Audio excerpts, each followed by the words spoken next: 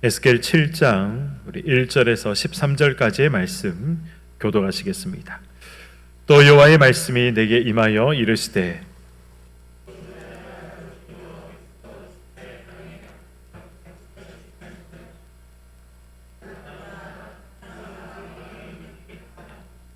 이제는 내게 끝이 이르렀나니 내가 내 진노를 내게 나타내어 내 행위를 심판하고 내 모든 가증한 일을 보응하리라.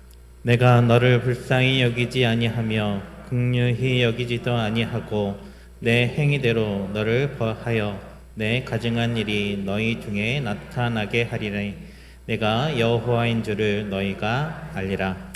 주 여호와께서 이같이 이르시되 재앙이로다 비상한 재앙이로다 볼지어다 그것이 왔도다.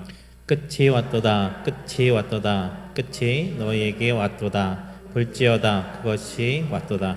이 땅 주민아 정한 재앙이 내게 임하도다. 때가 이르렀고 날이 가까웠으니 요란한 날이요 산에서 즐거이 부르는 날이 아니로다.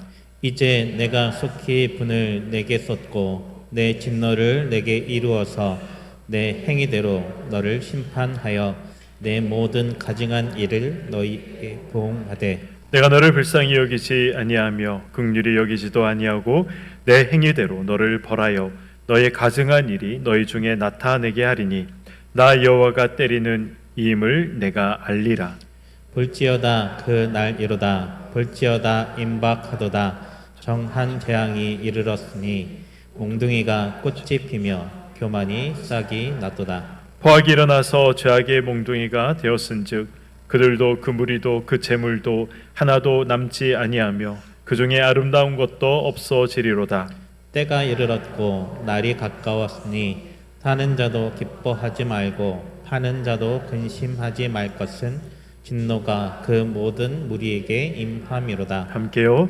파는 자가 살아있다 할지라도 다시 돌아가서 그 판 것을 얻지 못하리니 이는 묵시가 그 모든 무리에게 돌아오지 아니하고 사람이 그 죄악으로 말미암아 자기의 목숨을 유지할 수 없으리라 하였음이로다. 아멘. 네, 오늘 우리 에스겔 7장의 말씀을 우리가 방금 읽었습니다. 오늘 본문을 우리가 나누기 전에 지금 우리가 어디쯤 와 있는가 한번 점검해 볼 필요가 있습니다. 에스겔은 내용상 크게 세 부분으로 나눌 수 있다라고 제가 말씀을 드렸습니다. 혹시 어떻게 나뉘어질 수 있는지 기억을 하고 계십니까? 첫 번째 부분은 에스겔을 하나님께서 부르시는 그러한 이제 장면으로 그 내용으로 나눌 수가 있는 것이죠. 에스겔 1장부터 3장 15절까지의 말씀이 바로 하나님께서 에스겔을 부르시는 그를 선지자로 부르시는 그러한 이제 내용이 기록이 되어 있습니다. 이것이 이제 에스겔을 나눌 때 첫 번째 부분으로 나눌 수 있는 것이고 두 번째 부분은 예루살렘과 그리고 또 예루살렘뿐만 아니라 남유다를 둘러싸고 있는 이방을 향한 열방을 향한 하나님의 심판의 이 예언이 기록이 되어 있죠. 그것이 이제 3장 16절부터 39장까지의 내용입니다. 물론 3장 16절부터 39장까지 또 나눈다면 이제 남유다의 멸망과 그리고 또 열방을 향한 하나님의 심판 이렇게 나눌 수 있지만 크게 본다면 하나님의 심판이 남유다에게도 그리고 열방들에게도 있을 것이다라는 내용이 바로 이 두 번째 내용, 이 39장까지의 내용입니다. 그렇다면 이 세 번째 부분은 무엇입니까? 이 세 번째 부분은 모든 선지서들이 그렇지만 이제 하나님께서 이스라엘 백성들에게 주시는 이 회복의 약속, 소망과 희망의 메시지, 그것으로 40장부터 48장까지의 내용이 기록이 되어 있습니다. 에스겔을 부르시는 장면이 하나이고 그리고 이스라엘 남유다와 그리고 열방을 심판하시겠다라는 내용이 또 하나이고 그리고 이스라엘 백성들 남유다를 하나님께서 회복시키신다라는 이 소망의 메시지가 또 하나로 되는 것이죠. 에스겔에게 주신 이 예언의 말씀은 한날 한시에 주어진 말씀이 아닙니다. 특별히 오늘 이 본문이 포함된 3장 16절부터 7장 27절까지의 이 말씀은 에스겔이 언제 받은 말씀입니까? 남유다가 완벽하게 멸망하기 전인 7년 전에, 그러니까 이 기원전 593년 4월 12일에 이 말씀을 받았다라고 성경은 기록을 하고 있습니다. 내용이 무엇입니까? 우상 숭배 때문에 하나님께서 남유다를 심판하실 것이다. 이방의 백성들을 통해, 족속들을 통해서 남유다를 심판하실 것이다. 하면 이 심판을 받는 이유가 우상을 섬긴 것 때문에 그런 것이다. 이러한 이제 내용들이 이 3장 16절부터 7장 마지막 절까지 기록이 되어 있는 것입니다. 오늘 본문을 읽어보셔서 아시겠지만 사실은 했던 말들을 계속해서 반복하고 있다라는 그런 느낌이 듭니다. 그도 그럴 것이 1절에서 4절 말씀은 이제 심판이 임박했다라는 1차적인 경고의 메시지를 지금 기록을 하고 있는 것이고, 그리고 이 5절부터 9절까지는 임박한 이 심판을 누가 주시는 심판인가, 누가 주시는 그런 징계인가, 하나님이 주셨다라는 내용이 9절까지 기록이 되어 있습니다.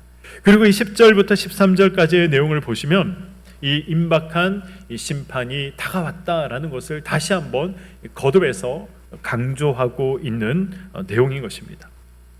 이 1절에서 13절을 보시면 동일한 어떤 이제 똑같은 단어는 아니지만, 그러나 쭉 읽어보시면 의미가 비슷한, 의미가 같은 그런 말들이 지금 반복적으로 사용되고 있다라는 것을 우리가 알 수가 있습니다. 어떤 말들이 사용되고 있습니까? 끝이다, 임박했다, 가까이 이르렀다, 가까이 왔다, 이런 말들이 이 13절까지 반복되고 있는 것이죠. 끝이다, 임박했다, 가까이 왔다. 이것이 이 의미하는 것이 무엇입니까? 유다의 종말이, 남유다의 종말이, 예루살렘의 종말이 정말 코앞으로 다가왔다라는 사실을 지금 거듭 강조해서 하나님께서 말씀하시고 또 말씀하시고 계신 것입니다. 그러나 이스라엘 백성들은 어떻습니까? 예루살렘에 살고 있던 사람들은 어떻습니까? 하나님께서 내리실 이 심판이 임박했다라는 이 사실을 전혀 알지도 못하고 깨닫지도 못한 채 그렇게 살아가고 있었습니다. 거짓 선지자들은 아니다, 우리는 어떤 민족이냐, 하나님께서 선택한 민족이 아니냐, 이 예루살렘에 무엇이 있느냐, 하나님의 성전이 있지 않느냐, 그렇기 때문에 우리는 결코 이방인들에 의해서 짓밟힐 수 없다, 멸망당할 수 없다. 이 지금은 잠깐 우리에게 어려움이 있지만 그러나 이 모든 것들이 곧 해결될 것이고 우리는 다시 평안과 평강의 삶을 살아갈 것이다. 이것을 이야기했던 사람들이 거짓 선지자들이었습니다. 그런데 이 거짓 선지자들의 말에 이 예루살렘 사람들이, 남유다의 사람들이 다 넘어가고 말았던 것이죠.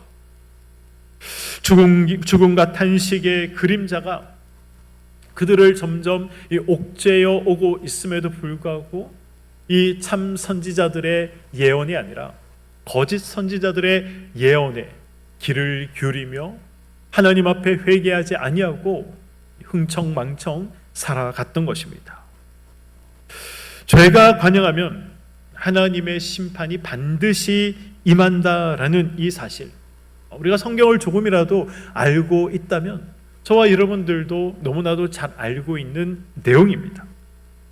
죄가 관영하면 하나님의 심판이 곧 이른다라는 이러한 사실은 사실 선지자들이 예언하지 않아도, 선지자들이 이스라엘 백성들을 향해서 말하지 않아도 이스라엘 백성들 중에 깨어있는 사람이 있다면 누구든지 알 수 있는 그런 내용이었습니다.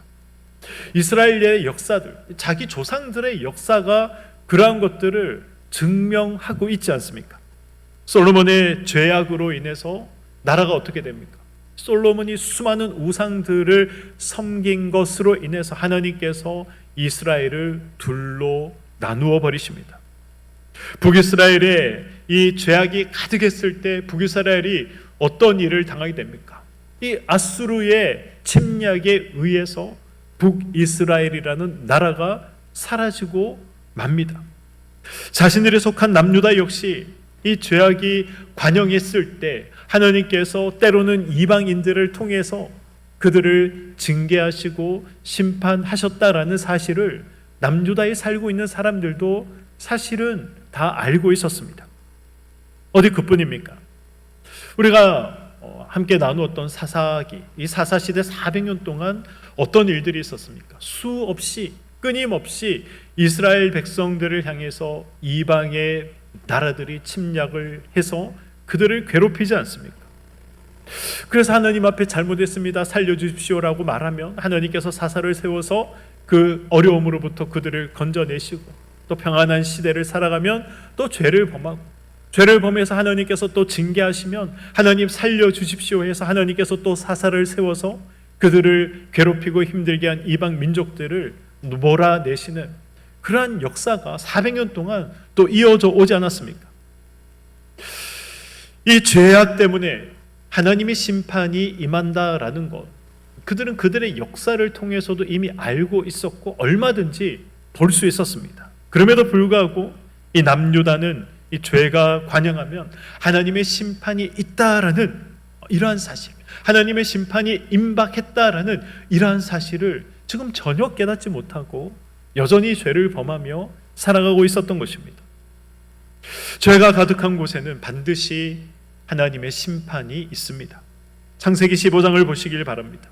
하나님은 가나안을 아브라함 자손에게 주시겠다라고 약속을 하시죠. 그러나 그 약속을 하나님께서 언제 이루어 주시겠다라고 말씀하십니까?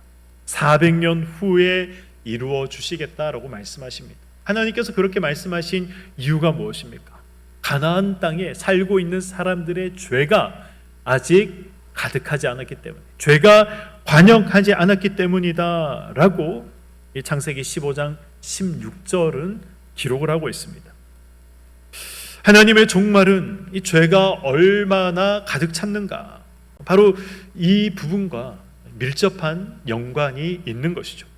하나님께서 지금까지 이 남유다를 심판하시지 않고 그대로 두신 이유가 무엇입니까? 왜 북이스라엘이 먼저 멸망을 당하게 하신 이유가 무엇입니까? 남유다가 물론 항상 하나님 앞에서 의로웠던 것은 아닙니다. 그들은 처음부터 죄를 범했습니다. 그러나 남유다의 역사와 북이스라엘의 역사에서 가장 큰 차이점은 무엇입니까? 가장 큰 차이점은 북이스라엘의 왕들 중에는 선한 왕이, 하나님 마음에 합한 왕이 한 사람도 없었다는 것이고, 남유다에는 우리가 알고 있는 것처럼 요시야라든가 아니면 히스기야라든가 이런 왕들, 하나님 앞에 선한 왕이다 라고 칭찬받고 인정받았던 왕들이 그나마 중간중간에 등장을 했기 때문에 그런 것이죠. 선한 왕들이 등장을 해서 이 우상을 허물고 산당을 깨뜨리며 이 하나님의 심판, 하나님의 진노를 그들이 막아섰던 것입니다. 하나님의 심판을 그들이 지연시켰던 것이죠. 그러나 이 요시야 왕 이후에 유다는 이 급격하게 죄악에 물들어 버렸습니다. 예레미야 5장 1절에 하나님은 이 예레미야 선지자에게 이렇게 말씀하십니다. 예레미야 5장 1절의 말씀입니다. 너희는 예루살렘 거리로 빨리 다니며 그 넓은 거리에서 찾아보고 알라. 너희가 만일 정의를 행하며 진리를 구하는 자를 한 사람이라도 찾으면 내가 이 성읍을 용서하리라. 아멘. 지금 이 말씀이 어떤 말씀과 비슷합니까?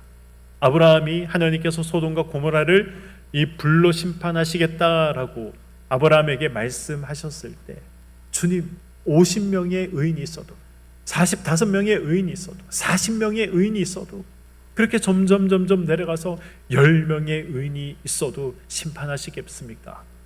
이것까지 내려가지 않습니까? 그러나 그곳에 그 10명이 없었다는 것입니다. 그런데 지금 이 예루살렘에 하나님께서 예레미야에게 무엇을 말씀하십니까? 정의를 행하며 진리를 구하는 자를 한 사람이라도 찾으면 내가 이 성을 용서하겠다라고 말씀하시죠. 무슨 말입니까? 이 예루살렘에는 하나님의 뜻대로, 하나님의 말씀대로, 하나님의 말씀에 순종하며 살아가는 사람이 지금 없다라는 것입니다. 그만큼 죄가 관영한 도시가 예루살렘이 되어버렸다라고 지금 말씀하고 있는 것이죠. 죄의 관영과 하나님의 심판은 뗄래야 뗄 수 없는 불가분의 관계에 있습니다. 예수님은 마태복음 24장 4절에서 14절에 종말의 징조에 대해서, 종말의 이런 현상들이 나타날 것이다 라고 예수님께서 말씀하신 장면이 기록이 되어 있습니다.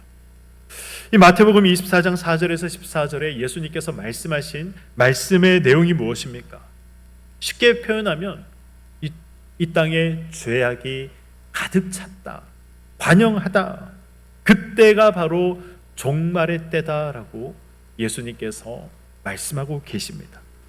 그리고 지금 우리가 살아가는 이 세상이 그런 죄악이 이 가득 찬 세상이 아닐까, 우리는 한번 생각해 볼 필요가 있는 것이죠.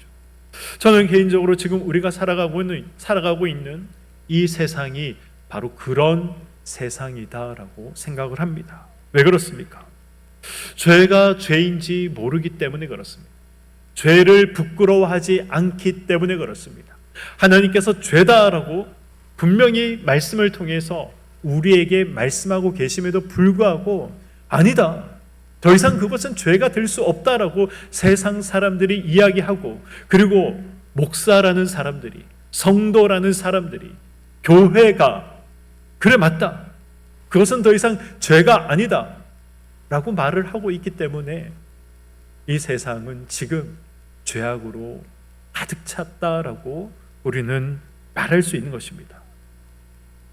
요즘 리모델링을 위해서 여러 업체들을 만나고 컨설팅을 받고 있습니다. 그리고 한 업체 대표가 한 말이 저는 지난 한 주 동안 잊혀지지 않았습니다.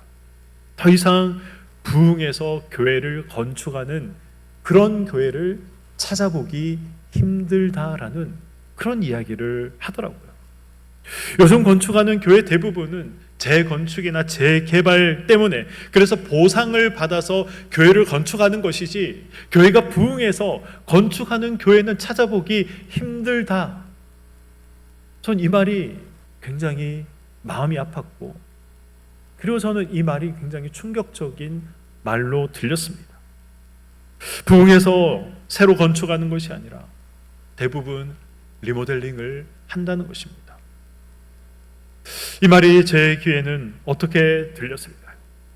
예수 믿는 사람들도 예수가 반드시 필요하다 그렇게 생각하지 않는다는 겁니다. 예수가 정말 필요하다라는 것을 예수 믿는 사람들이 알고 있다면, 그것이 정말 이 진심에서 우러나오는 고백이요, 그리고 그렇게 정말 알고 있다면 어떻게 가만히 있을 수 있겠습니까? 죽어가는 가족들을 위해서, 죽어가는 영혼들을 위해서 예수를 이야기할 수밖에 없지 않겠습니까? 그러나 예수를 믿는다고 하는 우리조차 예수가 반드시 필요하다 이러한 생각을 더 이상 하지 않기 때문에, 그래서 복음의 전파가 더뎌지는 것이고 끝내 멈춰서 버리는 것입니다. 또 한 가지 든 생각은 이 세상도 예수가 필요 없다 생각한다는 것입니다. 물론 이 세상이라는 곳은 원래 예수가 필요 없다라고 생각하는 곳이었습니다. 예수가 필요하다 이런 생각을 하는 곳이 세상이 아닙니다. 그러나 삶이 풍요해지면 풍요해질수록, 가진 것이 많아질수록 복음을 들어도 전혀 반응하지 않는 것이죠. 전혀 관심을 나타내지 않는다는 것입니다.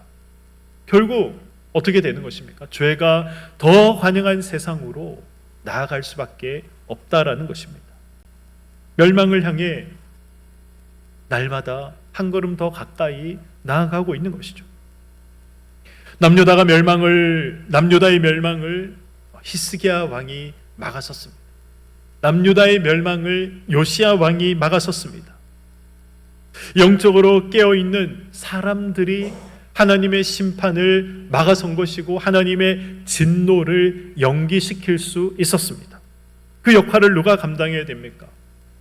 저와 여러분들이 그러한 역할을 감당해야 하는 것입니다. 우리 오늘 본문 3절의 말씀을 보도록 하겠습니다. 이제는 내게 끝이 이르렀나니 내가 내 진노를 내게 나타내어 내 행위를 심판하고 내 모든 가증한 일을 보응하리라. 아멘.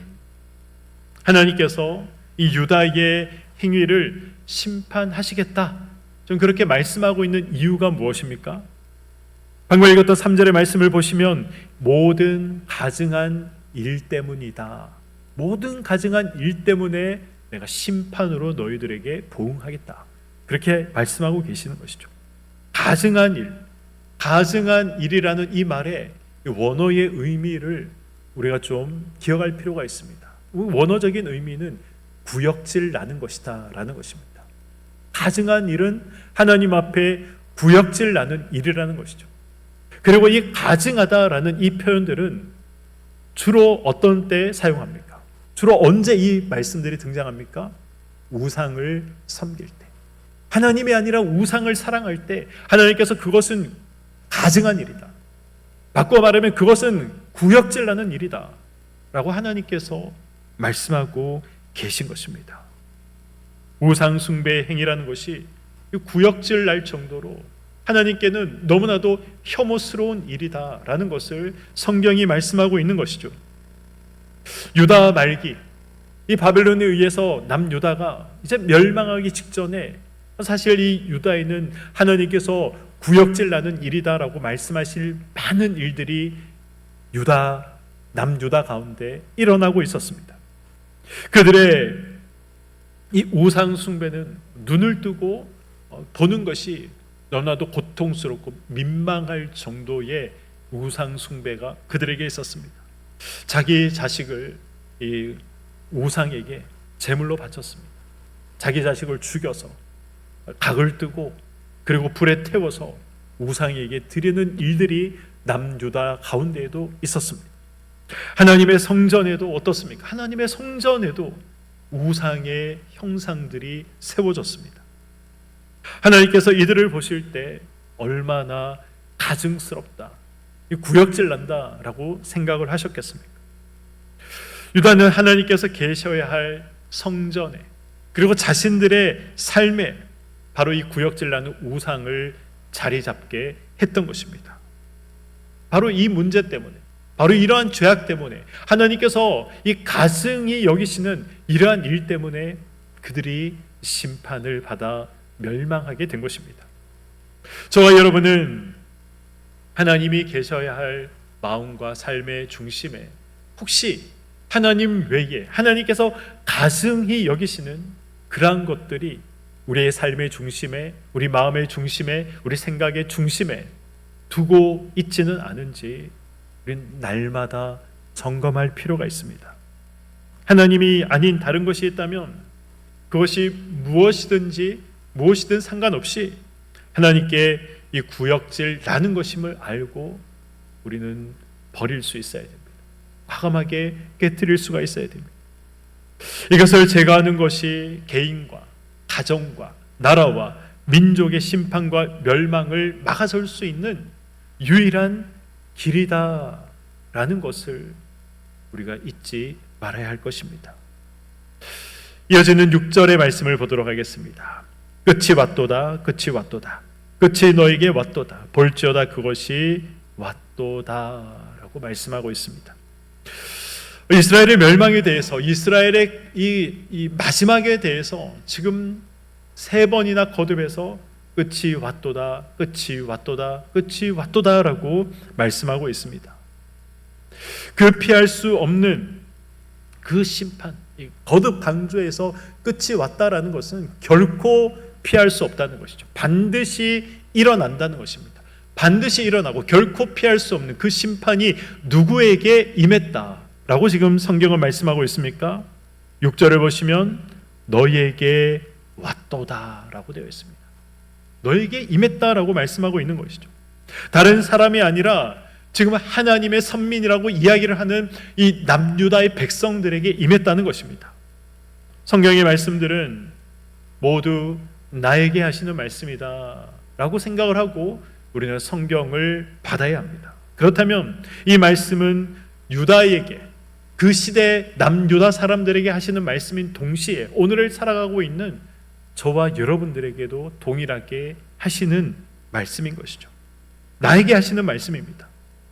당시 유다 사람들은 자신들이 멸망당할 것이다, 그렇게 생각하지 않았습니다. 현재 바벨론 때문에 힘들고 어려운 부분이 있지만 그러나 반드시 좋아질 것이다 라는 이런 믿음이 그들에게 있었던 것이죠. 심판이나 파멸은 이방인들이나 받는 것이지 하나님의 선민인 우리는 받는 것이 아니다라는 그런 확신이 그들 마음 가운데 있었습니다. 그런 그들을 향해 하나님은 아니다, 그 심판은 바로 너에게 임하는 것이다 라고 지금 명확하게 말씀하고 계신 것입니다. 성경은 이 예수 그리스도의 십자가를 통해서 이 구원받은 자들은 그 구원받은 자의 과거의 죄와 현재의 죄와 미래의 죄까지 다 사함을 받았다라고 말씀하고 있습니다. 이 말씀은 우리가 오해하면 안 됩니다. 그렇다고 해서 우리가 마음껏 방종한 삶을 살아도 된다라고 말씀하고 있는 것이 아니죠. 우리가 하나님께서 나의 과거와 현재와 미래의 죄까지 모두 용서해 주셨다면, 이 은혜를 알고 있다면 우리가 은혜를 입은 자답게 합당한 삶을 살아야 한다라는 것을 말씀하고 있는 것입니다. 그러나 이 미래의 죄까지도 우리가 다 용서받았다는 이유로 성도의 삶과는 거리가 먼 이 죄악에 찌든 삶을 살아가는 사람들, 그런 사람들을 보지 않습니까? 이런 삶은 어떤 삶과 동일한 삶입니까? 유다 백성들이 죄악에 찌든 그런 삶을 살아가면서도 자신들은 아브라함의 자손이요, 하나님께서 택한 선민이기 때문에 그래서 심판과는 전혀 상관없다라고 생각하며 살아가다가 끝내는 그 심판은 바로 너에게 임하는 것이다 라고 하나님으로부터 말을 듣고 그리고 반드시 심판을 받아 멸망당한 이 이스라엘 백성들과 똑같은 삶을 살아가고 있다는 것을 우리는 잊지 않아야 하는 것입니다. 우리도 이스라엘 백성들처럼 이 심판은 다른 사람이 아니라 너에게 임한 심판이다, 그래서 이런 말을 우리가 듣지 않아야 할 것입니다. 그리고 또 한 가지는 우리도 그런 말을 들을 수 있다라는 것을 기억할 필요가 있습니다. 그래서 어떻게 해야 됩니까? 우리의 삶을 늘 돌아볼 필요가 있는 것이죠. 죄를 범하고 회개하면 되지, 이런 어떤 생각을 가지고 동일한 죄들을 습관처럼 내가 혹시 범하고 있는 것은 없는가? 두렵고 떨리는 마음이 아니라 구원을 너무 당연하게 생각하면서 지금 내가 살아가고 있는 것은 아닌가? 이런 모습들을 우리가 돌아볼 필요가 있는 것입니다. 12절과 13절의 말씀을 보겠습니다. 때가 이르렀고 날이 가까웠으니 사는 자도 기뻐하지 말고 파는 자도 근심하지 말 것은 진노가 그 모든 무리에게 임함이로다. 파는 자가 살아있다 할지라도 다시 돌아가서 그 판 것을 얻지 못하리니 이는 묵시가 그 모든 무리에게 돌아오지 아니하고 사람이 그 죄악으로 말미암아 자기의 목숨을 유지할 수 없으리라 하였음이로다. 아멘. 이 12절과 13절은 어떤 내용을 말씀하고 있습니까? 오늘 이 말씀을 우리가 좀 이해를 하기 위해서는 이 배경을 다시 한 번 더 생각해 볼 필요가 있습니다. 지금 하나님은 토지를 사는 자도 기뻐하지 말고 그리고 토지를 파는 자는 근심하지 말라라고 말씀하고 있습니다. 이 현재 유다 상황이 어떻습니까? 바벨론의 침공으로 사람들이 지금 포로로 붙잡혀서 가고 있는 상황이었습니다.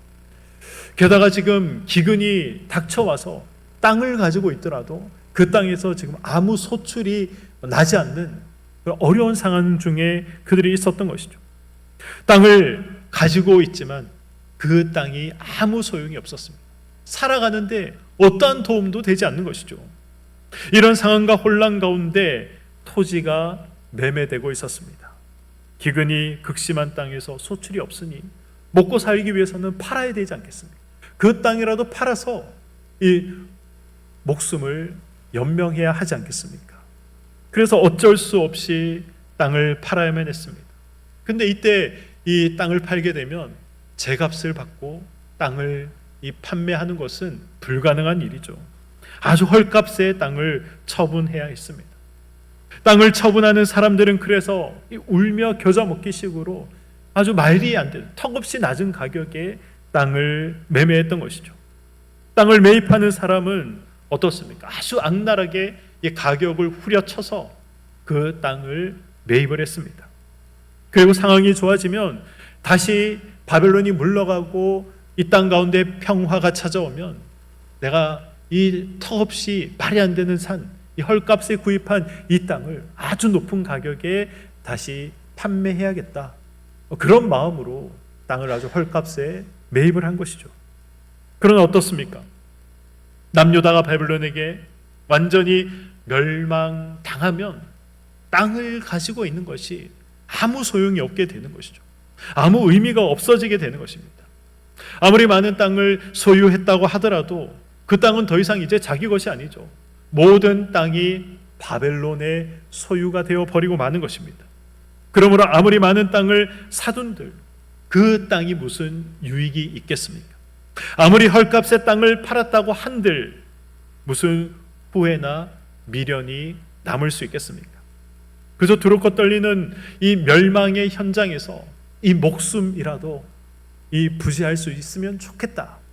그런 간절한 이 마음만 그들이 가지고 있는 것이지, 내가 뭐 이 땅을 소유해서 이득을 보겠다, 내가 저 땅이 없어서 너무 안타깝다, 무슨 그런 생각을 가질 수 있겠습니까? 본문에 언급된 땅을 사고 파는 이 유다 사람들의 모습, 이 유다 사람들의 면모가 바로 오늘날에도 재현되고 있지 않습니까? 부의 편증과 이 양극화로 심각한 착취가 일어나고 있습니다. 이러한 현상은 시간이 지나면 지날수록 더 심각해질 것입니다.